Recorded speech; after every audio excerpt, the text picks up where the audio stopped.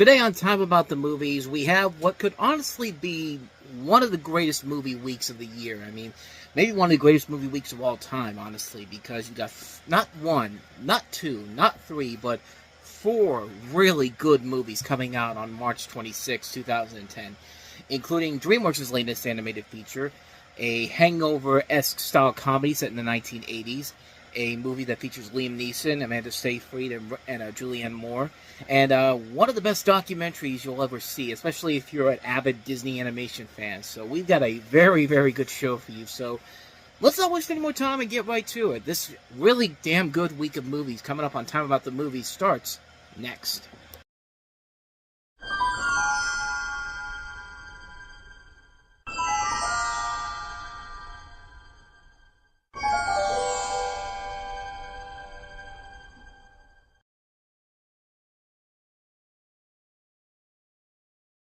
Welcome to Time About the Movies, and as I said before, this is probably arguably the best week for movies in 2010, and maybe one of the best weeks for movies ever, because we got four really good movies on March 26, 2010 that were released.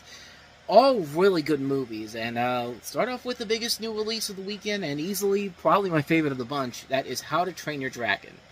Based off the series of books of the same name, this is DreamWorks Animation's latest film, and it follows the story of a mythical Viking world where a young Viking teenager named Hiccup, played by Jay Baruchel, aspires to follow his tribe's tradition of becoming a dragon slayer. After finally capturing his first dragon and with his chance at last of gaining the tribe's acceptance, he finds that he no longer wants to kill the dragon and instead befriends it. That dragon, of course, is this guy right over here. This little guy right here, Toothless. I had my plush that I had from the last movie review I did for How to Train Your Dragon 3, but I can't find it anywhere. So just pretend that this is him, because yeah, as you can see, I really do love this movie to the point where I bought merchandise like this, and I showed you the plush I got at Walmart a couple of days ago, which I'll show you that now if you didn't see that.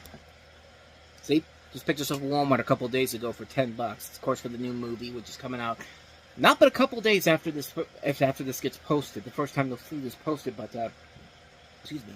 But if you're watching this after the fact, you probably don't know. But yeah, this is coming out a couple of days before the new movie comes out. But overall, yeah, this movie is one where it's one that I really love the hell out of it. I'll be honest, when I first saw the trailers for it, I didn't really get excited for it or anything. I mean, it didn't really wow me when those trailers came out. But I felt kind of the same way about Toy Story 3, and we all saw what happened with Toy Story 3 later on. I didn't think the trailers for those movies in particular were really that incredible or really that amazing, but then again, this is Chris Sanders. Chris Sanders is, of course, the guy who gave us Lilo and Stitch, and also Dean DeBlois, who also did Lilo and Stitch, and also is working on the new live-action remake.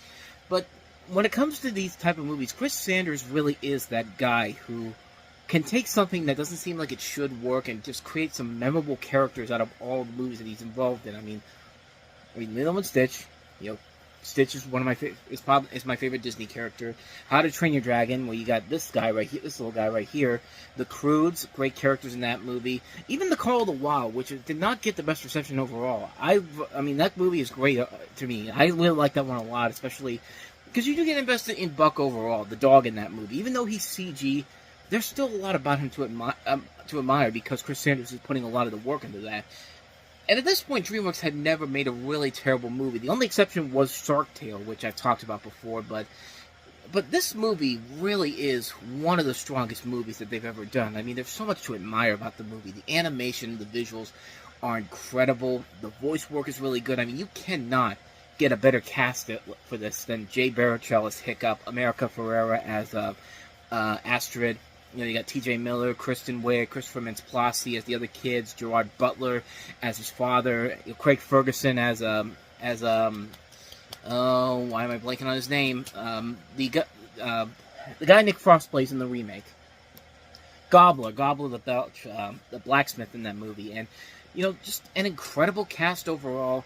Great characters overall. The characters in this are just so memorable and so very well done.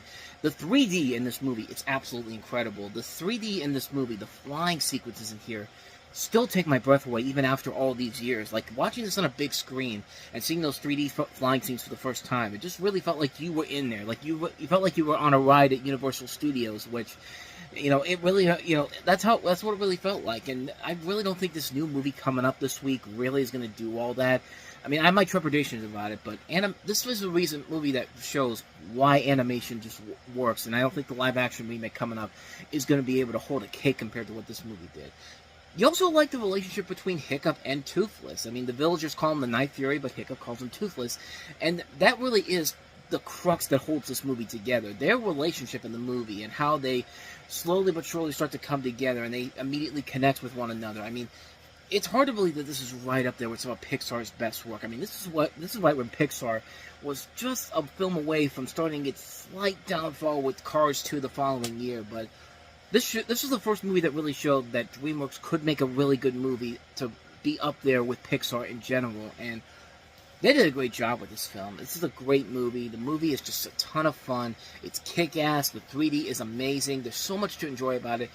It's one of the best animated films they've ever done, and at the beginning of one of the best trilogies they've ever done. The trilogy as a whole is great. It's a lot of fun. It's a really enjoyable series of films, and it's just, what more can I say, man? How to Train Your Dragon is a great, great movie, plain and simple. So I'm gonna go put him away, but in the meantime, watch this trailer for the next movie we have here. Must be some kind of hot tub time machine.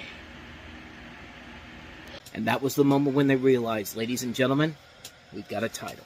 Hot Tub Time Machines, coming less than a year after The Hangover, essentially kind of began this new trend of, like, you know, the road trip movie where things go wrong in a different way, like the modern era of that, like not like the vacation movies in general. But Hot Tub Time Machine, as the story here tells you, 4 guy friends, played by John Cusack, Clark Duke, Craig Robinson, and Rob Corddry, all of them bored with their adult lives, travel back to their respective 80s heydays, thanks to a time-bending hot tub. Chevy Chase plays a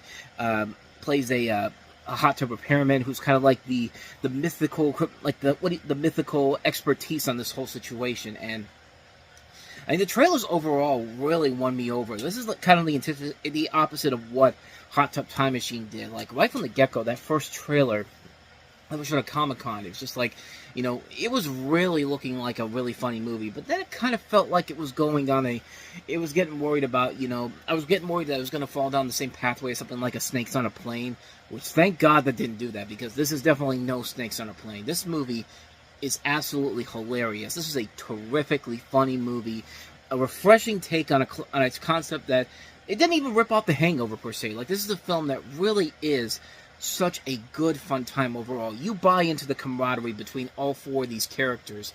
You know, John Cusack, Clark Duke, Rob Corddry, and Craig Robinson each get a chance to shine in this movie. The concept overall is really good. I love the fact that they change time so much that you have no idea what the hell's going to happen. Like, one of the great scenes in the movie is when Rob Corddry makes a bet with a guy that, you know, the Washington Redskins won't make it to the Super Bowl because not the Washington Redskins, the Cleveland Browns won't make the Super Bowl because, you know, it's 1987 and, you know, Ernest Biner's going to fumble the football. But in this movie, because they're back in time now and they've changed things, now it actually happens. So Cleveland fans, if you want to ever see a Super Bowl in your life, find a way to get into this alternate universe that Hot Tub Time Machine is in. But yeah, Rob Corddry and Craig Robinson overall really do get to work well in this movie. They finally get a chance to show what they can do. They're not just characters that are seen on The Daily Show or The Office where they're just the side characters. They get a chance to shine, and they're fucking hilarious in this movie, man. Chevy Chase, like I said, was really good as the hot tub repairman, too. Like, it's great to see him in here. This is directed by Steve Pink, who made Accepted, and written by the guys who did Sex Drive, and also they were doing they did another movie recently that I kind of gave him smack for. She's Out of My League, which just came out not but a couple weeks ago, actually. But this is definitely the Sex Drive John Morris and Sean Anders more than the She's Out of My League John Morris and Sean Anders team. But regardless, yeah, Hot Tub Time Machine is just a hilarious comedy. I love the fact that they say, F the rules of time travel. We're going to do whatever we want, and we're not even going to question it at all. Like, you might want to change your future for the better life, like what Corddry's character does in this movie, and it just, it doesn't really matter. It's like it's like the opposite of what Back to the Future does. It's just like, don't change anything, don't talk to anyone, don't touch anything, don't look at anything, don't interact with anyone, and try not to look at anything. Like, this movie says, yeah, fuck that shit. We're gonna do whatever the hell we want, and it paid off big time. Hot Tub Time Machine is just a ton of fun, man. One of the funniest movies I've ever seen, and one that has slowly but sadly not had the same reception as it had back in the day. I mean, unfortunately, it doesn't get the same love and respect that it does nowadays, but I don't know. Maybe it does, and I'm just not seeing it, but it's definitely worth checking out. And even the sequel's not that bad, honestly. It's a comedy sequel, but one of the better comedy sequels, I'll say. So anyway, yeah, that's Hot Tub Time Machine. So let's go ahead and move on to the next movie we have here, which is Chloe.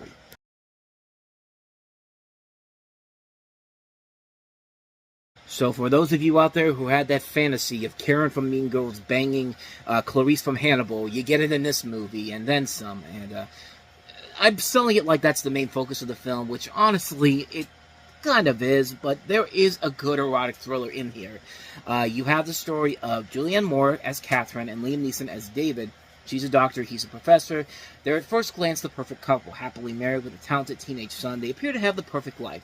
But when David misses a flight and his surprise birthday party, Catherine's long-simmering suspicions rise to the surface. Suspecting infidelity, she desires to hire an escort to seduce her husband to test his loyalty, and she finds herself directing Chloe, played by Amanda Seyfried's encounters with David, and Chloe's end of the bargain is to report back. The description is becoming increasingly graphic as the meetings multiply. And this is directed by Adam McGoyan. And Adam McGoyan had a couple of movies that weren't big successes overall, like Where the Truth Lies and Adoration. But this is the guy that did stuff like The Adjuster, Exotica, The Sweet Hereafter. Great movies overall. And this, to me, I think is his best overall film. Not for the obvious reason that you think it is, but yeah, it is something where it's just like, yeah, it suckers you in just on that notion that Julianne Moore and Amanda Seyfried have an intense lesbian love sex scene in this, and it does work very well here. But then again, on top of that, but besides that, you got a lot of really good actors in here. I mean, Amanda Seyfried, if you had not found her hot is up until now, this is a movie that definitely proves that she's definitely very, very hot in this, hot actress indeed. And you do buy the relationship between Liam Neeson and Julianne Moore. I found it interesting that Liam Neeson, this was the film that he was making when, he lost his wife, Natasha Richardson, in a ski accident, and they shut down the film, and Liam Neeson basically came back came back and decided to go ahead and do this, and he finished his performance in 2 days, and it really doesn't feel like he lost a beat when they were making this. Like, it really did feel like it was a Liam Neeson performance, and he does a very good job in here. Amanda Seyfried's very good in here too, playing off of both of them. You also have a cast that also includes Max Thoreau from The Pacifier, Nina Dobrev, who was coming into her own with The Vampire Diaries. As I said, this is directed by Adam McGoyan. The writer of this is Erin Cressida Wilson, who's written a lot of stuff we've talked about before in the past and present. Produced by Ivan Reitman. This is a producer of Montecito Picture Company. A very different film from his normal stuff, indeed. But it's a great movie. It really is a great film. It's one of the few erotic thrillers that doesn't feel like a film that is literally being sold strictly on the TNA. It actually does give you an engaging storyline and keeps you on the edge of your seat overall, and it does keep you invested in how this is going to transpire. Like, the sex is there, but it's not the main selling point of the movie.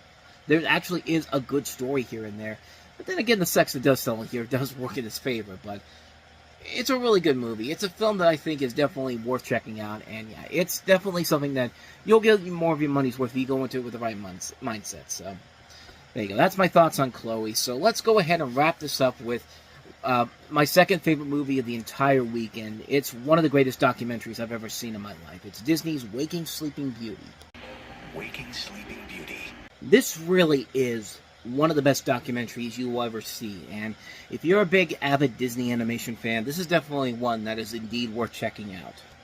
As you can tell from the trailer, it's a documentary covering the history of the Walt Disney Feature Animation Studios from 1984 to 1994, covering the rise of a period referred to as the Disney Renaissance. It basically shows how they went from going from flop after flop to making some of the greatest animated films of all time, including The Little Mermaid, Beauty and the Beast, Aladdin, and of course The Lion King, and the bumpy roads that they've had to come across in that period.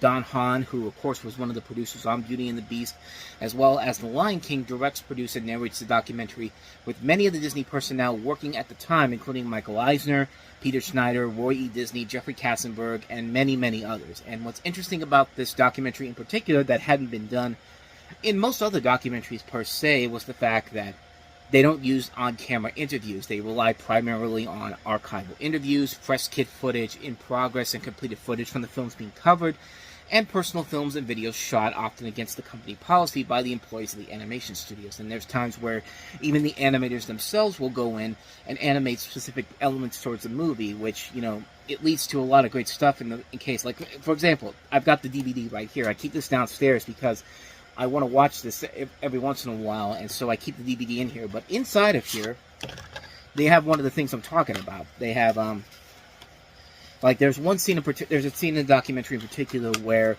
you know, Howard Ashman's talking to the guys who's directing Beauty and the Beast, and Howard Ashman wanted to do the story about how the Beast, the origin story for the Beast in general, and, Howard Ashman thought this was going to be like a heartbreaking moment in general. Like, he really was emotional about this whole thing. But then you get to the directors, and they're just kind of like, this is the stupidest thing ever. This guy looks like the Beast, because the Beast looked like Eddie Munster from the Munsters. And when they went into the session with him, they basically told Howard Ashman what he didn't want to hear, and he literally he had a shit fit against them, to the point where at the end of the thing they show like a clip of what happened when the director spoke up and Howard Ashman lost his mind, and it was pretty much this. I mean, that's literally a scene from the film in general, and it says here on the back, Howard Ashman excoriates director Kirk Wise and Gary Trousdale during a tough story meeting on Beauty and the Beast, as drawn by Kirk Wise from the documentary Waking Sleeping Beauty. That's what it says on the back right there. I don't even know if I used that word right, but you get the idea.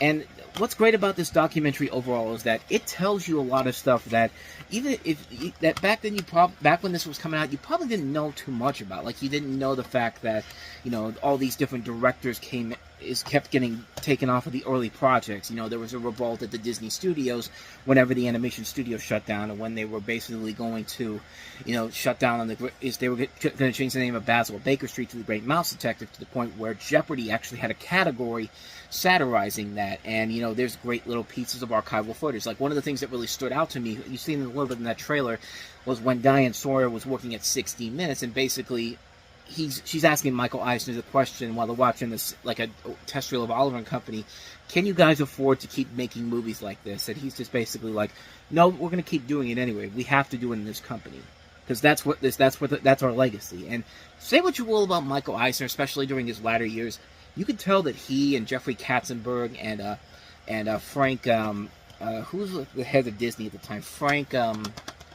Wells, like, they wanted Disney to be successful. They were willing to do whatever it takes. They were willing to do whatever they could to get the Disney film industry back on track in general, and it paid off in the end. All these great Disney animated classics they were making. You see all the behind-the-scenes troubles going on with the stuff with Beauty and the Beast. You see the stuff that was going on, the feud between Michael Eisner and Jeffrey Katzenberg when Wells died before The Lion King came out, and Jeffrey Katzenberg made himself the focus of the marketing and all.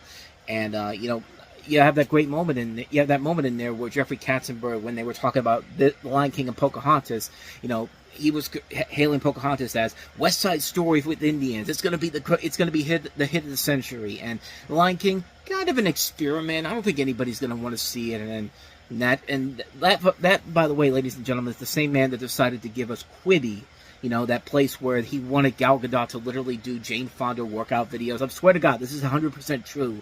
There was something out there where he literally went to Gal Gadot and said, you know what, you know, Jane Fonda did these workout tapes. Can you do the same thing for us with this? And just like, yeah, you can see why Quibi didn't work out so well. But then again, he'd made DreamWorks, so it kind of evened itself out in the end. But you get an idea. Of course, Pocahontas went on to become the film that nobody really went to go see. Lion King went on to become the blockbuster that it is. And that's one of the most fascinating things about this documentary, per se, is that it really does give you some insight of what these people were going through.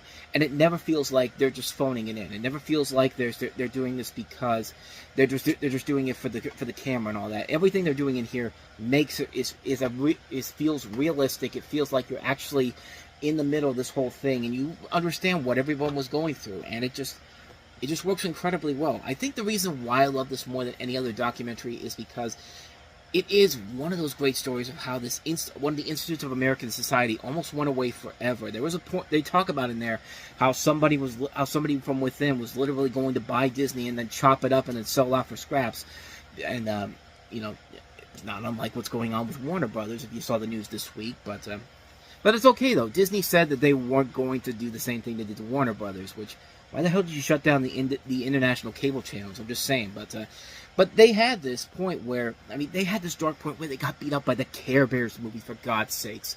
And if anyone out there ever says, oh, these live-action remakes are Disney's biggest disasters, losing to a greeting card in 1985 when you're supposed to be the king of animation, that's the darkest day in Disney history, no matter what anybody says. That's the low point of Disney's history overall.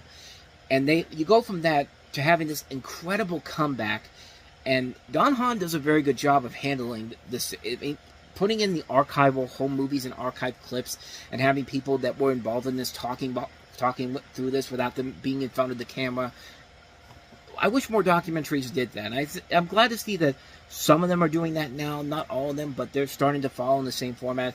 He did the same thing with the Howard Ashman documentary that came out around COVID. But yeah, it's another great documentary you should check out. But this is a really, really good movie, and I can't recommend this one enough. If you've ever grown up with Disney and want to learn more about the history of the studio, you got to check this one out. Even if you can't find the DVD somewhere, it's available on Disney+. Watch it. It's a great movie. I can't recommend this one enough. Waking Sleeping Beauty. Definitely a great, great documentary. One of my favorite documentaries of all time. What more can you say, man? Waking Sleeping Beauty. And thus, with all that said, that wraps up another episode of Time About the Movies. And how do you come back from a really good week of movies, a week with not so many good movies? We'll take a look at Easter Weekend 2010 next time around with 3 notable movies, including Clash of the Titans, the remake of the 1981 Sword and Sandals classic, this time in 3D, or 3D, which is basically what this movie is like. This is one of those movies that has some of the worst 3D you ever see, but you're going to find out that it's post-production 3D, and I'll explain why that's bad next time around. But we also have the sequel to Why Did I Get Married, Tyler Perry's Why Did I Get Married 2. And also Miley Cyrus branching out into a more dramatic performance with her next movie, The Last Song, which was not well received at the time, but I don't think it's anywhere near as bad as people make it out to be. It's no Remember Me, I'll just go with that, but we'll delve into those 3 movies coming up on the next episode. That'll be tomorrow, but until then, thank you so much for watching this. I hope you enjoyed it. If you did, please go ahead, hit that like button, the subscribe button, and the notification button. And also, don't forget to hit our playlist as well as check out the last episode we did. So with all that said, whether it's in the past, the present, or the future, I will see you at the movies. Take care.